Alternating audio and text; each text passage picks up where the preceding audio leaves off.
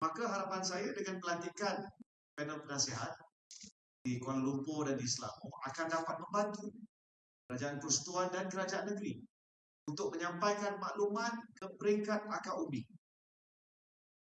Saya harap panel penasihat akan dapat luangkan masa sekurang-kurangnya 2 minggu sekali untuk menjenguk melihat sendiri aktiviti di Nadi.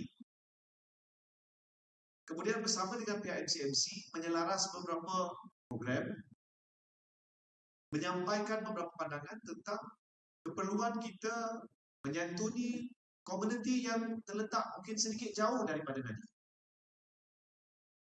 Untuk makluman Yang Amat Berhormat Datuk Menteri Besar, setengah Nadi mempunyai kelajuan internet yang jauh lebih pantas berbanding mungkin DUN, definitely Parlimen.